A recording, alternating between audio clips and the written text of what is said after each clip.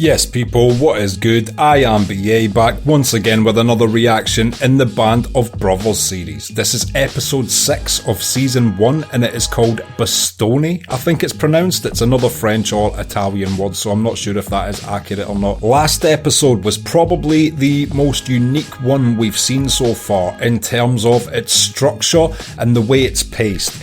Most episodes tell a very A to Z story, which I like, especially when it's factual, because that's how, things that factually happen work. Events generally happen in sequence in real life, so it's understandable. That being said, it was a great change of pace because it mixed things up and kept you on your toes. It was very much, what I called at the time a montage or compilation of missions, or at least it was a singular mission, but we kept getting to juxtapose back to Dick as he was typing this up in his memos. We also saw Dick get temporarily benched, not for anything bad, but he was basically promoted to the point where he wouldn't be on the field with Easy Company anymore. He was behind a desk just basically planning the missions beforehand, and you could tell he did not feel comfortable in this new role. And yeah, on top of that, he got a little weekend pass to Paris, which, as I was mentioning last episode, is so surreal that you can just, go somewhere, embrace the culture, everything's normal, then get back on a train and get back in a trench and continue to fight a battle. Just a crazy concept, which is actually happening again right now in certain regions of Ukraine. There's places you can go in Ukraine right now and it's cool. And then you go, 20 miles somewhere else, and shit is hitting the fan. And while Dick was on his downtime, we were getting to see that already PTSD was creeping into his mind. He saw lights flicker while he was on the bus and instantly got a flashback to the muzzles flashing from gunfire. And then later on, he looked back on the bus and seen a young kid, and it reminded him of the young German kid he'd shot. Basically the exact same age, it's just a bunch of young kids doing what they think's right and killing one another. It's always brutal. And it seemed like we'd just been introduced to the new leader of Easy Company, and he was basically doing a little night patrol or just having a walk and talk with one of his friends and got shot instantly on some friendly fire. Absolutely tragic. I feel bad for that guy. We don't even know if he was ever a good leader or not now. He never got a chance to lead a single mission thanks to that idiot. And that led to all the progression we'd seen with Dick's character throughout that episode being rendered null and void, because by the end of the episode, I believe he was asked to recontrol Easy Company in the field, and of course, as it always goes in this show, just when they were sitting down chilling, they got told their passes have been revoked and they've got to go back out on another mission. So I'm guessing this episode is going to pick up where we left off, with Dick now back in the field, leading the crew into some more perilous, brutal shit. So without further ado, let's get into it. This is episode 6 of Band of Brothers, Baston, something like that. Let's check it out and see what it's saying to it. We had confidence that our higher military authorities would get to us whatever we needed. Well, that is putting a lot of faith in your superior officers. I hope it was not unfounded. It's not about going somewhere without ammo, being promised you'll get it when you get there, only not to get it. Tried to drop supplies into us. They missed us and dropped them to the Germans. Oh my god, is that a real thing? Imagine fucking re-upping your enemy. We go to bed and my wife will tell you that first thing I'll say is, I'm glad I'm not in Bastogne. Damn, this is going to be a fucking rough episode. That was some horrific foreshadowing there. What is going to happen this week? Well, at least it's got a nice winter aesthetic. This white will look brilliant with all the blood splatters.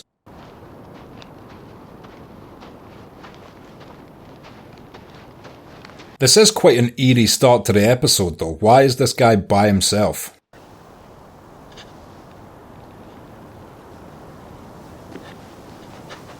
It's so hard to tell if they're American or German troops that have all been killed. And also must be incredibly disheartening for a medic. His one job, and he looks like he's a couple weeks too late for it.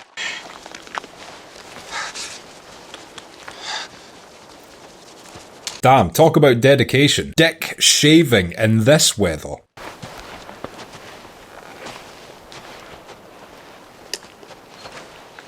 Such low visibility as well. If we thought we'd seen friendly fire already, there is a high potential for it this episode. Walk on our line at about 0300 last night. Off-piss face looks like he had a rough night. We're spread too damn thin. Hold the line, Colonel. Strange instruction, considering he's just been informed they cannot hold the entire line. They do not have the numbers. Got no backup. There's a lot of shit heading this way. So this is a defend the capture point mission. To be honest, in the first few episodes, we saw the Germans have to do this a couple times, and every time the Germans have done it so far, they have caused some casualties on the American side. But also every time it's happened, the Americans have overwhelmed and captured the point. Are the Germans actually going to get a W this episode and capture their line? What'd you get? I got this. And I got myself a crap bandage. Oh man, even the medic doesn't have the right equipment. If they're pulling back, then what the hell are we doing sitting here? I need morphine, this is all I got. 1 vial of morphine. Wow. What's the point of having medics if they've literally got the loadout to maybe save 1.5 people between them? Hey, Doc, I gotta talk to you. How's that leg? And the hell with the leg, I'm pissing needles. Later. Yeah, I'd be more worried about the needle pissing also. Well, let's see, I'll have to check the psalm room. Might be upstairs in the study. He's making tea or something in his helmet. Is that something they actually did? That's quite a clever reuse of the helmet.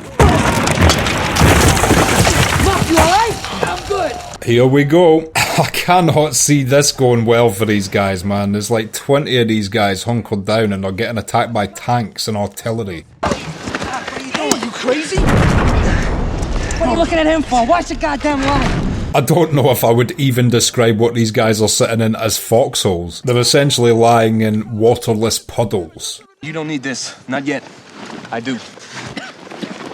This is such a juggling act from the medics to evenly distribute the tiny amount of resources they have. You would be absolutely exhausted after digging a hole that deep with a little trench shovel. Seriously don't know how you would have the energy to continue to fight after doing all that labour. Linke, quer. Go! Scheiße! Oh shit! They fell into a German foxhole. Holy shit! All the characters have been so lucky thus far not to take a direct artillery hit. I've got a horrible feeling we have yet to see anything this episode. Anybody see Lieutenant Dyke? Try Battalion CP, sir. I've got a feeling that lieutenant will not get on well with Dick. Hey, listen, I need to know whether you kept your morphine from Holland. No, you asked me already, remember? No. Do you think some of these soldiers have been taking morphine when they don't need it? Oh, and you better check on Joe Torre out in the LP. All horrificness aside, this actually looks like a little cozy place to hang out, you know. You guys okay? We got hot food. Can you smell it? I know if the enemy smells your food, that would just give them even more motivation to kill you. Like, yo, these motherfuckers have steaks. Open fire. And do not shoot the steaks. Allie, Liebgott, you got any? No guy using Holland, Doc. You ain't using this stuff, are you, Doc? I mean, personal like? Come on. These guys are thinking the same thing I am. Someone in this company is shooting the morphine. Be understood as to understand all, to be loved as to love with all my heart. It's been an interesting start to this episode. I like how we're following a medic. It's a unique character to be following around and seeing their own personal struggle, just trying to re-up supplies and scavenging throughout his own camp of soldiers just to get the necessary equipment to help anyone. Ah, shit. I have no idea how he's going to fix up all those wounds. It seems like a whole load of shrapnel went in that leg. No, Doc, save the morphine. I can make it, save it, okay? Alright, let's get him out of here. So thoughtful of that soldier, understanding that morphine is so scarce that he'd just deal with the pain and save it for someone who needs it more. Is he bad? No, low leg wound, no morphine. Cool, there's a little hospital here. Or at least, you know, women working as nurses and shit that can provide additional assistance to the two medics. I've always wondered how a wounded soldier, you know, in an actual war, how they handle it. Usually these guys will get sent back to a base to recover, because if they were to recover where they are now, say the whole unit gets ordered to flee and or take a new position, these guys aren't going to be able to keep toll. They'll either burden the rest of their unit or they'll have to stay behind and just get executed. What's this? From the bed. What, sheets? Yes, the bandages.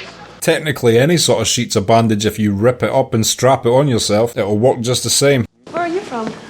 Louisiana, half Cajun. Et toi, tu viens d'où?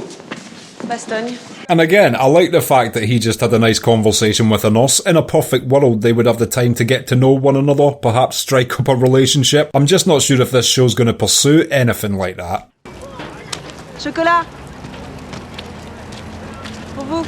Or maybe it will. It's definitely a good way to get yourself in someone's mind. If a French nurse ever threw a bar of chocolate at me, she would be getting married on the spot. Fight well for your God and your country. God bless you all. Stay safe. And as an atheist, I can completely see the benefit of being a religious person in a time of war. It's like, okay, I'll fight as hard as I can, then when I die, ping, I'm in heaven. It's a good deal. What terrifying shit to just have to stare into. And you take your eyes off that fog for 1 minute and a whole bunch of Germans could be running at you. Shit. That guy isn't surviving that. What do we got? Get down, Julian! We gotta make a move! I mean, to be honest, I would be tempted to put a bullet in that guy's head. He's done for anyway. Why watch him suffer? We're coming back! I understand you love your friends, but look at the guy's neck. I wish they'd have put him out of his misery. That's a horrific final few minutes of suffering that guy unnecessarily went through there. Easy CP, lightning over! These wounds, man, these wounds are a different level, just like the width and the depth of the bullet penetration just looks absolutely destructive. Doc, we gotta move that Doc. Come on, let's go! Get him up! Doc, now! Was that the guy who spoke at the start of the episode talking about the morphine saved his life because of where it got stuck in him? We tried, babe, tried. We couldn't get to him. He was a lost cause as soon as he took that bullet. There was no point anyway. Just absolutely tore his neck to pieces. Sometimes it's strange when the shooting stops in this show as well. Sometimes they'll literally just run 100 yards back, and that's enough for the Germans to be like, they've moved 100 yards back, ceasefire. You would expect it to be far more violent and, you know, full assault mode, drive forward if they try and retreat, etc. But then it creates a tricky problem because you're coming out of your cover to pursue them. They could just hunker back down in their cover and take you out while you're trying to reach them, kind of thing. I guess that's why it doesn't happen. Show me, let me see it. This guy got trench foot. If it turns gangrene, you could lose it. I ain't coming off the line, Doc. Well, you gotta stay dry. Yeah, I think the medic at this point just knows this guy ain't going anywhere, even if he loses his fucking foot. If I was that medic, I'd have left him to it as well, because it's like, yo, I want to help the people that are in distress, in pain, etc. If this guy is happy with his foot coming off, fuck it. That's one less foot I need to worry about. And obviously, in a normal non-war setting, that would be a terrible thing to do as a medic. But in a war, it's like, yeah, the squeaky wheel gets the grease, and I'm looking for the screaming guys and the guys that are near death. I promised him if he got hit, I'd get his stuff and bring it to his ma, you know? Probably best not to go back and get his stuff. It's not okay. Should have got to him. Thinking like that, of course, pretty tragic, but also these guys are stripping all the fucking dead Germans they come across, so hey, in a time of war, that's just what you do. You re-up off the fallen. Hey, what do you call those people again? Those Cajun healers. Liars. You know, my grandma was a traiteuse. Laid her hands on people and cured them. Bet she did. Talked to God about the pain she pulled out. That's almost Michael Clark Duncanish in The Green Mile. I'm assuming she didn't extract the pain with her mouth, but well, coming to think of it actually, let's not go there. Bet she did. What the fuck is wrong with me? That guy was telling a nice sweet story about his grandmother, and Muggins here takes it to jack off and blowjob humour. Sorry guys, grandmother, I'm sure you were a saint. A patron saint. A patron saint of sucking. Is this a resupply?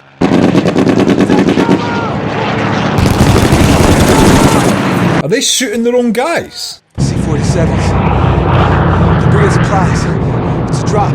It's a drop. Come on! Why did their own planes open fire on them there when they had set off flares? I'm confused.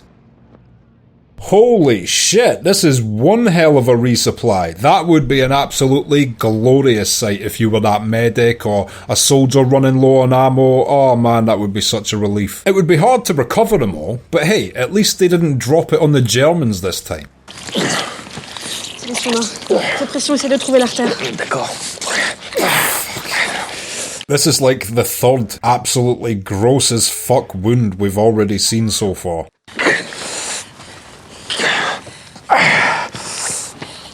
The look on that guy's face was like, bro, just take your hand out of my stomach and fucking shoot me, please. I'm assuming he has just died by the look on the nurse's face. Ah, shit.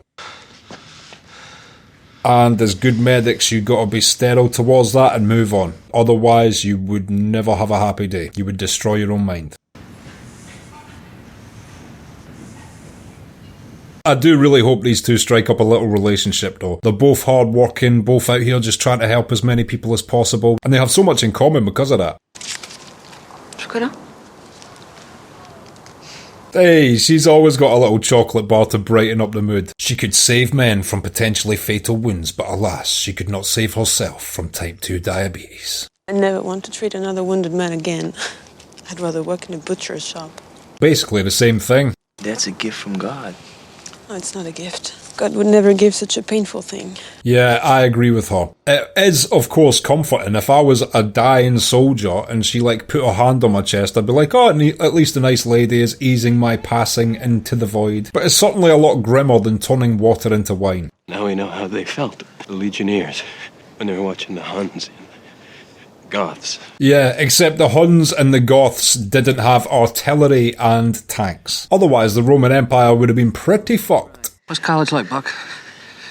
You got time to hit the books with the cheerleaders run their fingers through your hair? Hold on, Peroxide's in college? He looks like he's a 45-year-old construction worker. Never calls anybody by their nickname. He once called me Edward. Don't worry, I'm here to call all of you by your nicknames, Underlip. I shouldn't be calling him Underlip. I've got a little bit of an underlip. One solid punch to the bottom half of my face and, I would be putting him to shame.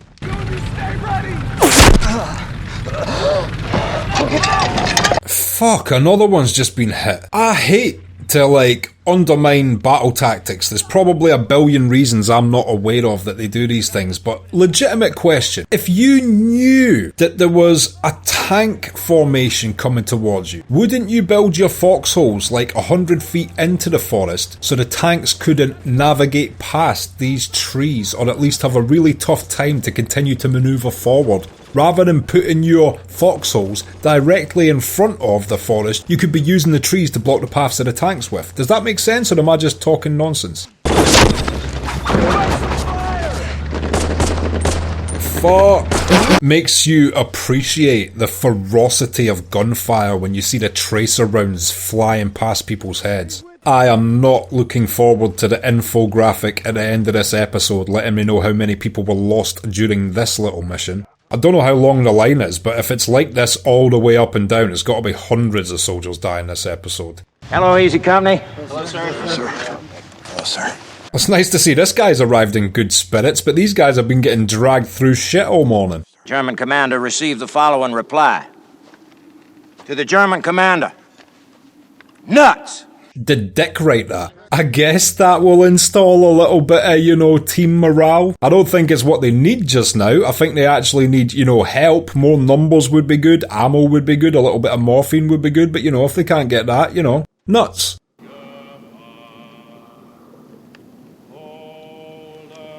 Is that the Germans singing from across no man's land? This is the surreal shit to me. Just hearing a bunch of human beings just like you, trying to keep their spirits up, just like you, singing songs that you know the notes to. You know the English version. They are just like you. They like sausages, you like cheeseburgers. Same shit. It's time for Christmas, huh?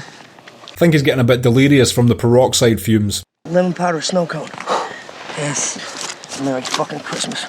Why not? They're surrounded by snow. Snow cones during a war is quite high level. Just don't try the yellow one. I hate lemon. Little did they know that song the Germans sang was their signal to shell the shit out of the Americans. See still, Harry! Peacock, put that out! Repeat, AG for 2nd Battalion. Here we go. Reveal of grim injury number 5, is it? Bro. This is certainly getting the better of the medic. I think he's just overwhelmed at this point.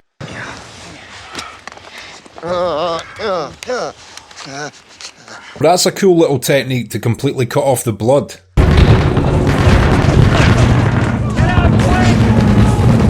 And as great as the practical effects are, the way they're merging this CGI so cleverly with cloudy skies and night shots and shit literally makes the CGI in this look better than modern Marvel movies. You know why? Because the special effects teams who did the CGI for this were probably being paid fairly and actually cared about what they were doing.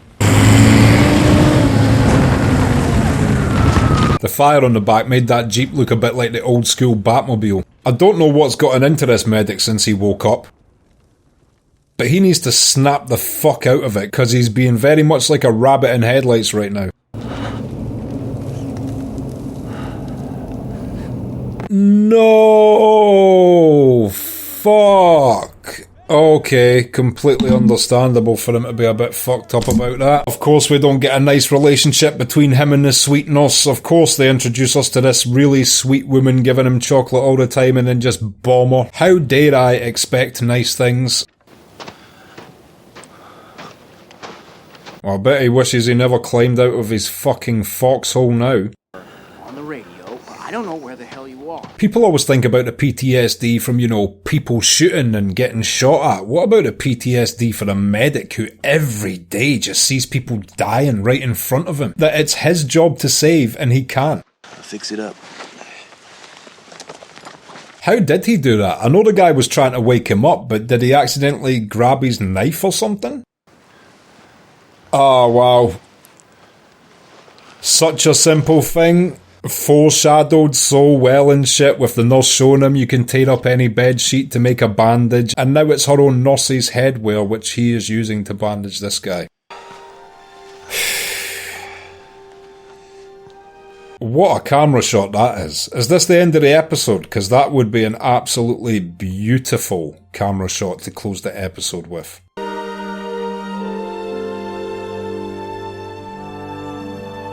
So was this episode the Battle of the Bulge? And the only thing that confused me there about that closing infographic is, what's the difference between Easy Company and the 101st? I'm not sure as to why we have started to follow the 101st all of a sudden. Okay, and that was episode 6 of Band of Brothers, Bastogne, and I will be back in just a minute with my thoughts on that. So, Bastogne, what did I think of that? Another brilliant episode, of course. They've all been brilliant at this point, to be fair. They really have. It's a strong series. Each episode has done a really good job of standing out in its own right for different reasons, whether it be the initial airdrop into Normandy, which was just chaos, or the episode where the guy's caught behind enemy lines, or the montage episode. They're doing a really good job of making each episode memorable in its own way so far. And I felt like this was maybe the freshest one yet, just because of its choice to focus on a medic. Such a tragic, high drama and interesting character to get to see a day in the life of and experience what must be going on in his head. From seeing him being in the same medical struggle as the soldiers are with offensive firepower, he's scraping bandages and little bits of morphine and shit, just like they're desperate for bullets, so he's in the same boat as them, except what he needs will save any wounded member of this company's life, so it's super important he has the tools necessary to do his job. And after months and months and months of every single one of your days being that heartbreaking and bloody, where would your mind actually be? I guess anywhere but there is the correct answer, but unfortunately that's exactly where he had to be because there was more work to be done. And kinda like Malarkey a few episodes ago with a dry cleaning lady, whenever I see one of these soldiers interact with a female, I just want to see them develop a relationship, just to see a little bit of happiness get brought into a situation that is otherwise just fucking miserable. And it was so cool to see them strike up this little rapport. She clearly liked him a little bit and respected that he was trying to help, hooking him up with chocolate and shit, and then it just gut punches with the fact that that whole little aid centre got fucking shelled to shit. Everyone died. Oh man, I felt so bad for the medic. And then as a horrible 1-2 punch, he uses her own headdress as a bandage for the soldier at the end. Oh man, just very well written, and it shows that even something as simplistic as a bandage, if handled well, written written well, foreshadowed well, can be powerful and effective because, you know, that was a little bit of knowledge that nurse had given to him, and then later on he used that same knowledge to use the now dead nurse's headband to help his own guy. Really cleverly written. And I don't know what this is leading towards, character progression wise, because it feels like we're just ducking in and out of different characters episode by episode, with a few common threads going through, like Malarkey and Dick, but aside from these people, we're basically spending time with new guys every episode. It's really hard to remember names, obviously, but also, I want to see all the guys I've seen so far, like, together, but that's a bit too, you know, Hollywood, isn't it? And this is so grounded in realism. Just having the expendables of characters we've met so far all grouped up would just be a bit too stupid. And again, have to tip my hat to the writing and directing. The directing this entire episode was exceptional. Special effects were unreal, from the actual wounds we were seeing on people, which every single one of them just looked medically accurate and fucking horrific. And then the CGI portions we saw, like the airdrop scene and all that, it's all done so well. If I wasn't critiquing it, I wouldn't even think about it like, look at that CGI. I would be thinking about it like, oh cool, they're getting an air supply. But because I have to technically analyse this, you know, when I'm not cracking stupid dick jokes, that is the only reason it stood out to me as CG, because it was noticeably, you know, impossible without a gazillion-dollar budget to do that scene without CG. But it's integrated so well, it basically matches the quality of the practical effects, which is incredibly hard to do. I guess Steven Spielberg probably went to the special effects department like, yo, you guys are doing the special effects for this. Look at some of the shots we got with practical shit. Match that or fuck off. And they did. It seemed seamless. And I guess Tom Hanks and Steven Spielberg just hired the best in class all round, because no one is cutting any slack here. From the actors to the editors to the sound designers to the fucking pyrotechnicians to the CGI guys, everything is just A-class. And I guess when you're Steven Spielberg, you know every person who is talented in almost every department of film, so you can just pick and choose anybody you want. And it just seems like him and Tom Hanks assembled a dream team of talent in front and behind the camera, because there is not a single person not holding up their side of things. Everything looks amazing. And the other thing I want to say is, one of my comments this week was like, yo BA, you know the people at the start talking, they're the actual Easy Company, right? Like, this one's this and this one's that. And I purposely didn't look at the names, because I have assumed, of course, that the people we're seeing at the start of each episode are surviving members of Easy Company. But I wanted to make it almost like a surprise to myself to find out who was who after the fact. But I guess it makes sense to know. So cool though that this show was made while some of these guys were still alive, and I hope they all loved this show and felt that it did them and their fallen comrades justice. And as always, I cannot wait to see what happens next week. If you've liked this video, click like, subscribe to the channel to see more videos like this, ring the bell to be notified as to when they drop. If there's anything you want to talk about, comment down below and share this around to anyone you think who might appreciate it or want to watch these reactions along with us. My Patreon link is down in the description. If you become a patron, you get access to my blog, you get access to these reactions I put on YouTube a month and a half in advance, and you also get access to full-length versions of everything I react to. So consider becoming a patron, it helps me and my channel out so much, and until next time, I have been BA, peace.